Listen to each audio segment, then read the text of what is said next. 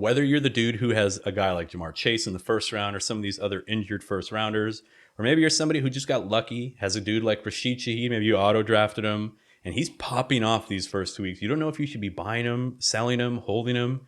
In this video, I want to help you guys. We're going to go through some of these trending players. We're going to use fantasycalc.com. We're going to look at the trending players who a lot of people are trading for. We're going to look at their profiles, their stats, their advanced metrics. We're going to dive deep into what we should be doing with them. I'm going to give you my thoughts, whether you should buy them, sell them, or hold them. Without wasting any more of your time, guys, let's get into the first player. And it is going to be Terry McLaurin, man. Terry McLaurin is the first one on this list. He is one of the top trending players. People don't know what the fuck to do with Terry McLaurin at the moment, and understandably so. Basically does nothing both weeks. So he was a little more involved in week 2, gets 8 targets, 6 receptions, but still only 22 yards. His average depth of target is absolute cat shit at the moment. He basically improves his volume. He's on the field. He's running routes. He's very involved. He's the clear alpha wide receiver. Dan Quinn did say after game that there's going to be more opportunities for him. There's a quote from him. And we need him. So we need Terry McLaurin. I'm kind of paraphrasing here. But he also caveats and says we don't want to force it. We don't want to just force the ball to Terry McLaurin. And that J.K Dobbins has been doing a very good job of not forcing the ball to Terry McLaurin. So I know he was overthrown on that go route in week 1. So he could have had a nicer week 1. And then, we're feeling a little bit better about it. But at the end of the day, he's the clear wide receiver 1 for the team. And they're in this horizontal air raid offense, whatever the fuck that means. I mean, is it really a air raid offense if you're raiding the fucking sidelines every play? Like, I don't know. To me, that's nothing to write home about. I have this cool little chart here. It just shows Terry McLaurin's. It's basically the last 4 seasons or 5 seasons of Terry McLaurin. And it's the first 2 games of each of those seasons. So you see a very interesting column here is the yards per reception. Basically, he was always like a deep downfield threat. That's why a lot of people always love Terry McLaurin in fantasy, because he's like he's a burner. He's like a Tank Dell type player. And this year he's getting 4.9 yards per reception. So we are down bad, dude. We're absolutely in the gutters. We don't know what to do with Terry McLaurin. I feel you. Like, he's somebody that I don't know if I should be targeting him. I don't know if I should be trying to sell him. I don't know if I should be making fun of the dude who has him and sending him fucking, memes and shit. Like, I really don't know. So basically what I'm going to say, my takeaway, I think we should be either buying him so I'll give you the scenarios in which I'd be buying him. If your team is 2-0, or you're like 1-1 with a strong team, and you have a lot of depth on your team, you can give up a dude who you're not really going to be starting. I would try to buy Terry McLaurin simply because of how cheap he is. That's why he's a buy to me. But otherwise, I would be holding him, because obviously I don't think you want to be selling McLaurin. So if you're on the other side of that, if you're the dude who has Terry McLaurin watching this video, you probably want to hold him. You probably don't want to sell him, because it's his absolute worst value that he's ever going to have is right now. So definitely don't sell him. Either you hold him or you buy him on the absolute dirt cheap. So depending on who's watching the video, you might I'm telling you to either hold him or buy him, because it's based on the dude who wants to buy him and the dude who has him. So I just would not be selling him in any event. We're going to move on now. Actually, before we move on, I want to show you guys this fantasy calc, just some trending trades, and talk about Rashad White for McLaurin. Interesting. I mean, Chuba Hubbard and Jordan Addison for McLaurin. Holy fuck, dude. Down bad. Let's switch this to one quarterback. All right, so Sam Laporta and McLaurin for Brian Thomas and Jordan Love. So basically, Terry McLaurin, Brian Thomas might be a little bit of a wash there. But, the getting Laporta for Love, that's interesting. Terry McLaurin for Jaylen Warren, that's a solid trade. I think it's pretty fair for both. But just take note of some of the names that are being included. ETN for McLaurin's kind of wild to me. This guy got trade raped for sure. The ETN, whoever got ETN definitely did the trade raping. So looking at rest of season rankings real quick, we see that Terry McLaurin is 29th, and he has a bad strength of schedule moving forward. So that's a little bit concerning, but he's still ranked among guys like Tank Dell, Jamison Williams, Cooper Kupp, Xavier Worthy. Now, there are a lot of guys that I would take over McLaurin there for sure. I would not take McLaurin over Cooper Kupp. I wouldn't take him over Jaden Reed. I wouldn't take him over T. Higgins. But if you can move a dude like Chuba Hubbard with fucking some random tertiary piece and get a dude like Henry McLaurin, you can see that might be beneficial. So anyway, we'll move on. The next guy is J.K. Dobbins. So J.K. Dobbins, he's been an absolute revelation, man. Like I said it in one of my past videos. Like I think Gus Edwards, I think there was a Freaky Friday situation where they switched bodies because Gus Edwards looks like he's running on an actual torn Achilles, like not post operation.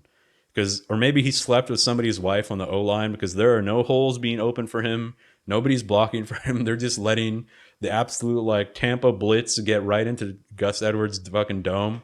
Anyway, J.K. Dobbins is a beast, man. He broke off a lot of big runs. He ran out of gas in week 1 on that one that everybody saw. Week 2 does not run out of gas. Pops off a long touchdown. Ends up doing a fucking somersault into the end zone. Double guns somebody in the crowd. He's just having fun, man. J.K. Dobbins is always... The O-line is great. He's always had very good vision, good burst.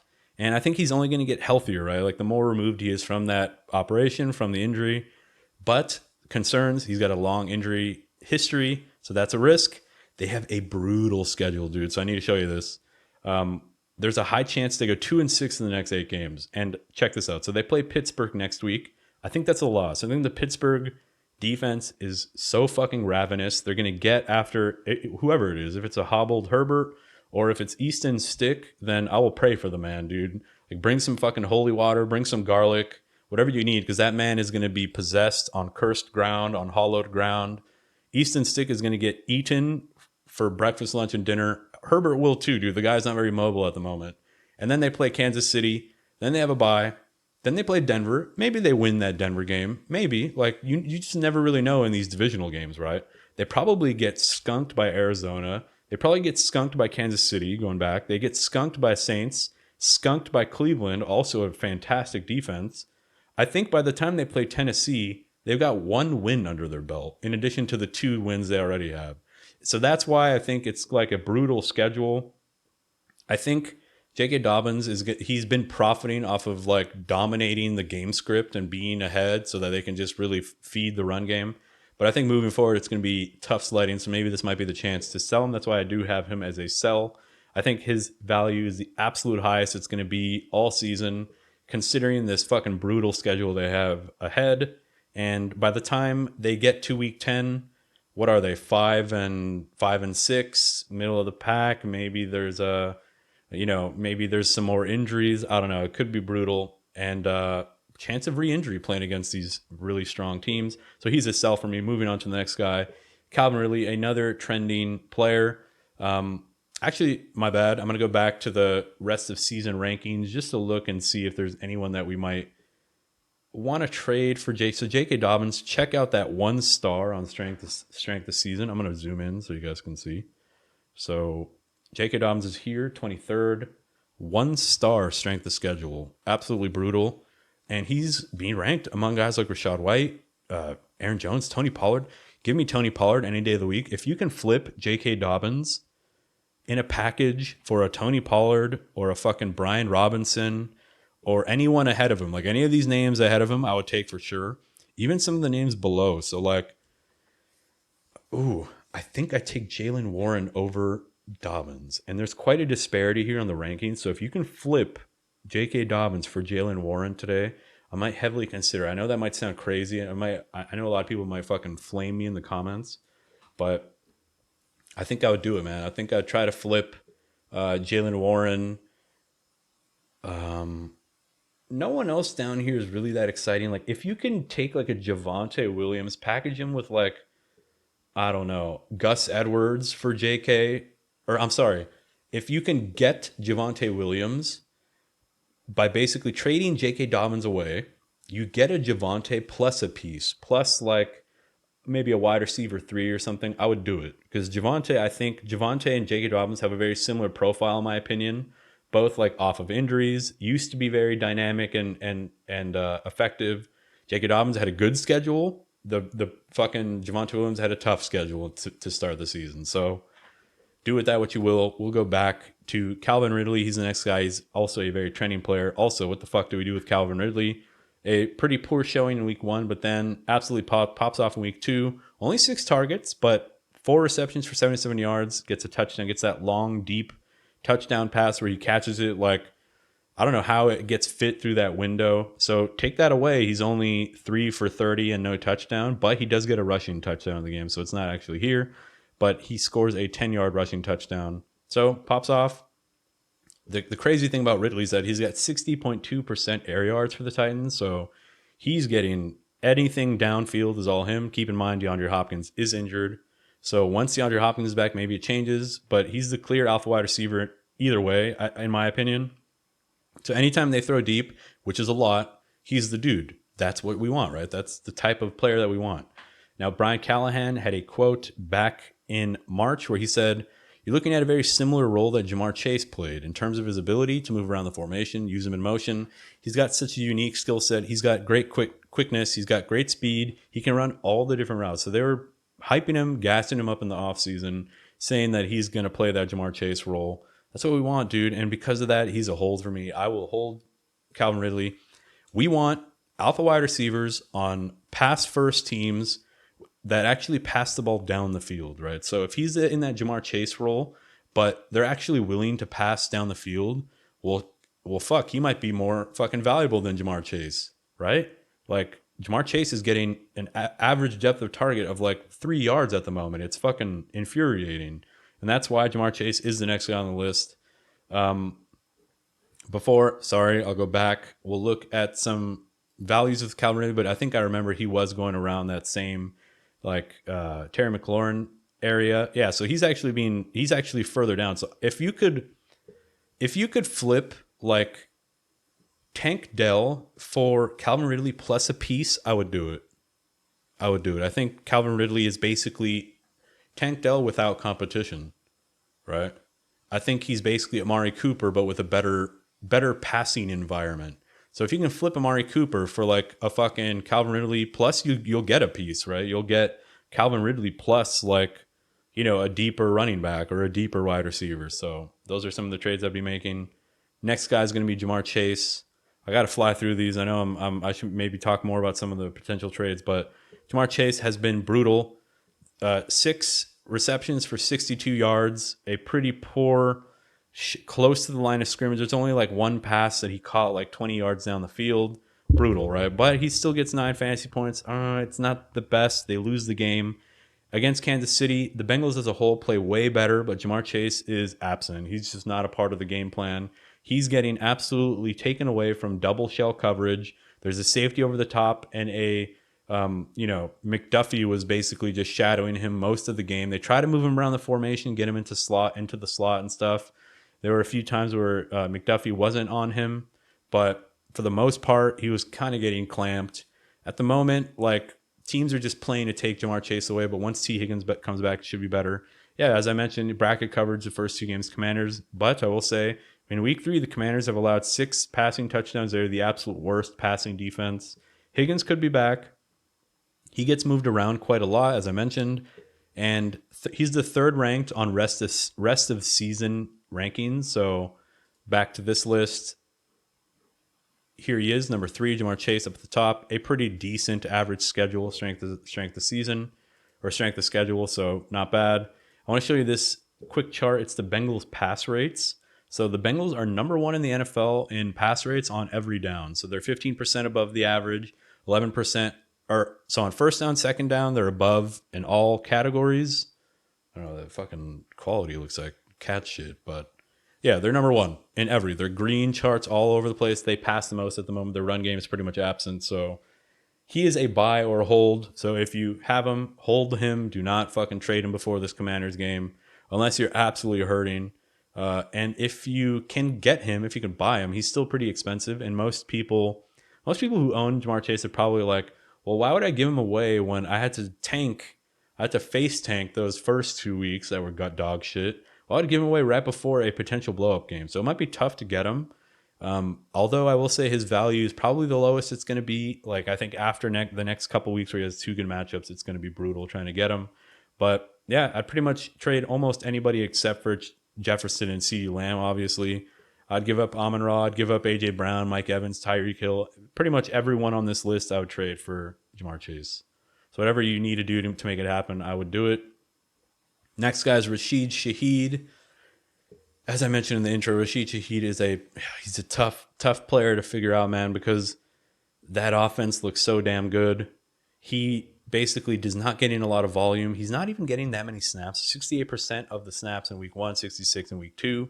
He goes 3 for 73 and a long touchdown. In week 2, the same exact type of thing. 4 for 96 and another long touchdown. Basically, the Saints are humming right now. 36 routes on 43 Derek Carr dropbacks. 58 snaps wide, 24 in the slot, and 2 in the backfield. Team high, 23% target share. So he's getting more targets than Chris Olave. I know the volume is low, but in terms of share, pretty high, pretty good. His average depth of target is 18 yards, sixth longest in the NFL. So he's not the number one, but it's number one enough. It's number 6 is definitely solid. And it's number 6 on this team who are scoring fucking 40 points a game, right? So he also had multiple screen passes and a couple of short routes that he would look pretty good on. That's usually not what he was known for. I want to show you these rates and ranks. So this is probably the most mind-blowing thing I've seen. Play action in 2023, they did 13% of the time, last in the NFL. This year, 51% of the time, first. Designed rollouts, 25th in 2023 at 4%. Now 16%, first in the NFL. Motion at the snap. Last year, 14%, 26th. This year, 41% of the time they run some pre-snap motion or at snap motion. That's 5th in the NFL. So their offense has completely shifted into a high-powered motion, play action, and rollout offense. That's exactly what the fuck we need in the NFL. I'm so sick of this high coverage, double, Tampa coverage, whatever you want to call it. Like, stop taking what the defense gives you. Do what the Saints are doing. Fucking force these safeties to commit. Force them on the play action, on the rollouts, on the design motion. You can't just let the safeties fucking sit back there, man. And they're doing it exactly perfectly. Now, the problem is that this dude is boom bust, right? Like, there's the fucking bull case is that they keep this up. They continue smashing on teams. They, like, look what he was able to do against Dallas, dude. Like, Dallas is one of the top, one of the better defenses. They still fucking feasted on them. Like, I don't think they're going to have issues with any team moving forward. I think a lot of people are just like gut reaction saying sell him high because he's not going to get the deep touchdowns as much. And you might be right, dude, but he still has the target share. And if they're still going to use him in intermediate and short routes, I think it's worth keeping him, man. And that's why I have him as a buy or a hold, dude. So everybody is saying to sell him high, right? But selling high is still not that high. Like, people aren't expecting you to give up like top 4 draft capital players for Rashid Shaheed. Everybody knows he's a late round pick. Yeah, he's popping off now, but it has a shelf life. So you can still get him for like fairly cheap. They think they're selling him high. Like, what a sucker. He gave me fucking, let's see, dude. Let's come up with some names, right? So Rashid Shaheed, where is that man? Damn, is he higher up? Did I miss him? No way. I'm blind. You guys got to help me here. All right, 39th. So Rashid Shaheed, 39th, putting him among the likes of Jackson Smith and Jigba, Brian Thomas, Christian Kirk, Christian Watson, Deontay Johnson. So, okay, let's think about this. I would take Rashid Shaheed over Keenan, over Ladd, over Christian Watson, over Christian Kirk by a fucking country mile. I would take him over... I would take him over Worthy, I think, just because of that strength of schedule. Yeah, so if you can flip Worthy for Shaheed plus a piece, do it every day of the week. If you can flip like a Michael Pittman and you can get Rashid Shaheed plus like a RB3 or like, a borderline RB every day of the week, dude. I hate Michael Pittman. I'll try to sell him for whatever you can off name value right now. He's a buy for me, man. And if you have him, hold him. Do not sell high. Just, you want pieces of top offenses. And through 2 weeks, the Saints seem to have a top offense. And it's not fluky. Like, based on these fucking play action, rollout, and motion rates, it's not fluky, in my opinion. I think it's going to hold up if they continue doing this. If they revert to being a fucking offense like last season where they just run Kamara up the gut every play, then Rashid Shaheed is a sell high, but I think they maintain. I think they keep what they're doing. Next guy is Tank Dell. kind of a similar situation, except he's not producing. So he is also like the deep threat for Houston. He had a few almost moments on deep passes in week 1. Everyone's like, why is nobody talking about the fact that Tank Dell almost caught deep passes? Well, because nobody gives a fuck, or because people want to hate on Tank Dell. I know he's great as a talent, as you know, the upside he has. He's somebody that he's your perfect buy low candidate. I think everybody has him as a buy low on every single fucking list you can find in fantasy football. But he looked really bad in week 2, was very uninvolved. He doesn't seem to be the focal point of the offense. Nico Collins is definitely the focal point. And when they get into the red zone, it's fucking Stephon Diggs and Nico Collins. So Tank Dell really is only going to be able to get his fucking juice, or, you know, hit pay dirt from probably deep, or like these gadget end arounds when they get into the red zone. I think they use him a little bit more in the red zone on those end arounds and jet sweeps and stuff. So I'm not saying he's going to be fully useless in the red zone. I just think like he doesn't seem to be the first option right now. So the NFL is a cover 2 high shell league, like I said. And the Texans, they could be a team where they scheme him open to combat that. Maybe they can take a fucking page from the Saints book and run some play action, run some motion, and maybe utilize Tank Dell's speed and, you know, try to make him kind of a focal point. He's run 66 routes on Stroud's 77 dropbacks. He's been schemed 5 carries. That's what we like to see. They're using him around the line of scrimmage as well. He has a reasonable 16.1% target share, not the worst. 14.4 average depth of target. 16th among 84 qualifying wide receivers. So he's getting deep passes. That's what we like. We like players that have that chance to break off those huge touchdowns. So unfortunately, I have him as a sell. I do not have him as a buy low. I know that's probably, I'm not doing it just to be contrarian. I just think he still has so much name value. He's attached to such a good offense. He has this quote unquote upside. I think that's the perfect opportunity to then sell him. I know you're selling him at the absolute lowest at the moment.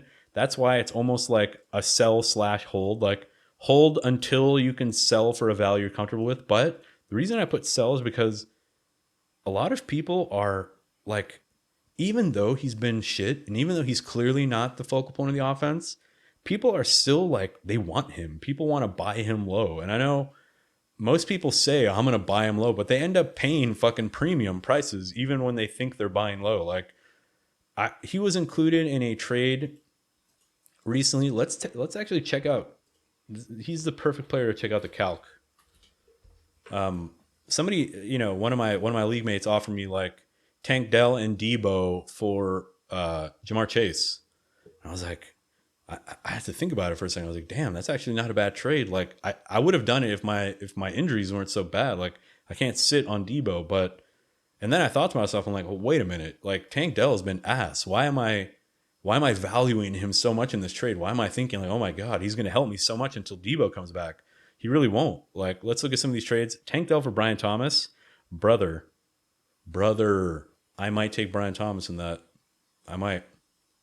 Tank Dell and Zach Moss for Brian Thomas. I mean, there you go, dude. There you go. 2 assets for Brian Thomas, who's ranked. I think Brian Thomas is ranked lower than Tank Dell easily. Check that out, dude.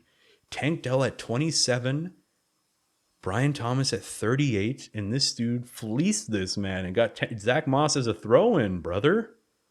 And crazy. So Jaylen Waddle and Tank Dell for Jamar Chase. Jamar Chase side fucking profits. See what I'm saying? Like Tank Dell still has a lot of value where you can package him with Jaylen Waddle to get a fucking Jamar Chase, man. Insane. So try to fleece some people, man. Include Tank Dell in some package deals. They're going to see his name. Their eyes are going to light up. You might be able to get dudes like Jamar Chase. You might be able to get fucking big name players like a Chris Godwin using a guy like Tank Dell. Bro, like the way Chris Godwin looks, I would trade away Michael Pittman and Tank Dell for Chris Godwin today, yesterday, tomorrow, last week, next week. That's how good Chris Godwin looks and his role in that offense. So that's why he's a sell for me. Next guy is Jaylen Warren. We're going to power through some of these next ones. Just pick up the pace a little. Jaylen Warren is a very simple thesis. He only played 31% of the snaps in week 1.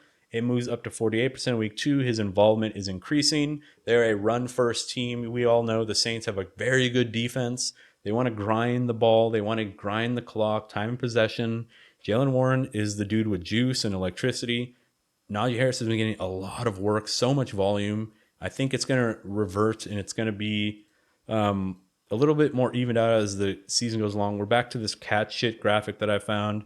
Steelers are second to last in the NFL in pass rates on all downs.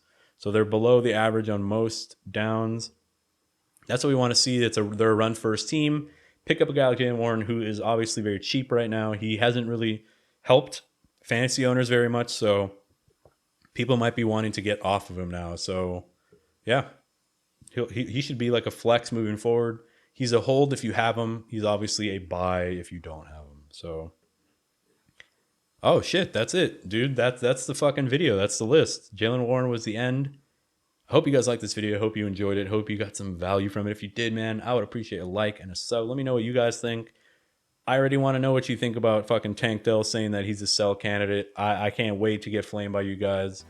And I'll catch you guys in the next video. Peace.